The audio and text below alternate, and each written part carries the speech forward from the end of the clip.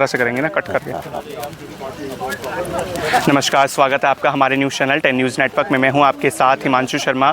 कहीं ना कहीं हमारे प्रेरणा स्रोत और कही जा सकते हैं चेयरमैन ऑफ नोएडा शहीद स्मारक संस्थान लेफ्टिनेंट जनरल GL बख्शी जी, जो कि PVSM रिटायर्ड हैं, हमारे साथ मौजूद हैं। सर, स्वतंत्रता दिवस का ये पावन अवसर है, 78वां स्वतंत्रता दिवस है।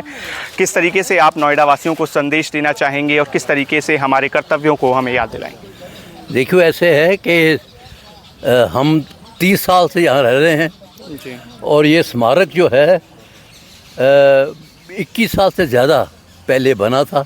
जी। नहीं तो नहीं है बात, लेकिन अगर किसी को ना मालूम हो तो हम बताना चाहेंगे कि इसकी जो हमें प्रेरणा मिली, हमने देखा कि कारगिल युद्ध के पश्चात कारगिल में तो बहुत जोश था नोएडा वासियों में। जी। जब विजयंत की बॉडी आई यहाँ पर, वो लड़का यहीं का था, बिल्कुल यंग, जी। और वो वीरगति को प्राप्त हुआ कारगिल में। और जब आया तो पूरा शहर बाहर निकला हुआ था। मैंने देखा होती आंखों से, मेरा दिल बड़ा खुश हुआ। मैंने कहा इतना है तो कौन नहीं अपनी जान दे देगा। जी। उस पर भी आए, उस पर जो लास्ट राइट थी उस पर भी आए, मैं भी था। लेकिन जैसे ही कारगिल वार ख़त्म हो गई तो कोई हमें पूछे ना, कोई क्या हो कौन, और ये सोचा कि फौज ख़त्म हो गई। फिर हमारे मन में आया कि ये बात ठीक नहीं है। फ़ौज में कैजुअलिटी तभी होती हैं जब पीस होता है, कारगिल नहीं चलता।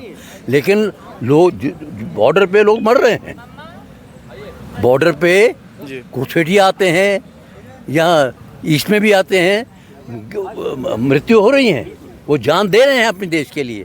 किसी को पता ही नहीं है, किसी को सोच ही नहीं है।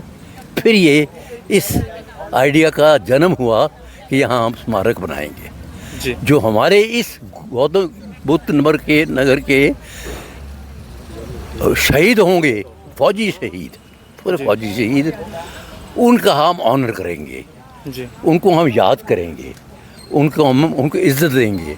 जी। और ख़ास तौर पे उनके सामने जो उनके रिश्तेदार यहाँ रह रहे हैं, माँ बाप, बहन भाई, बीवी बच्चे, ताकि उनको लगे कि उनके जो प्यारा चला गया है उसको भूले नहीं, उसको याद करते हैं।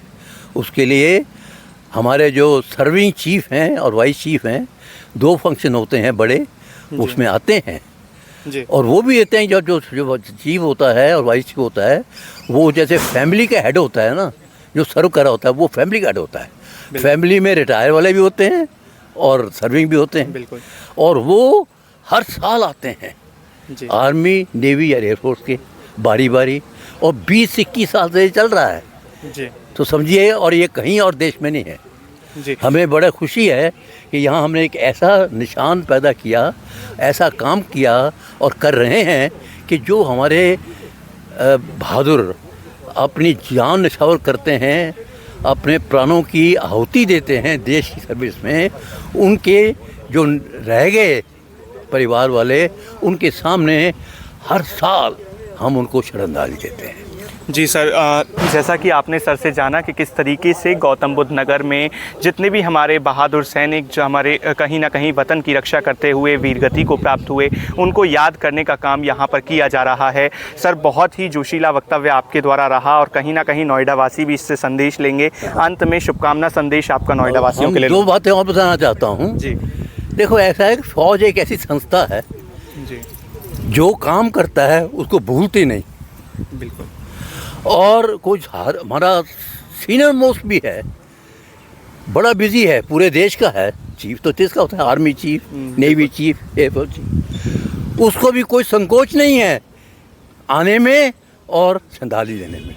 बिल्कुल। थोड़े हों छोटे हों कोई फ़र्क नहीं, जो शहीद है, फौजी शहीद है, वो सबसे ऊपर, हाँ, पूरा हकदार है कि उसे दिया जाए, उसका कदर की जाए। हर साल जितनी बार हो सके तब किया जाए।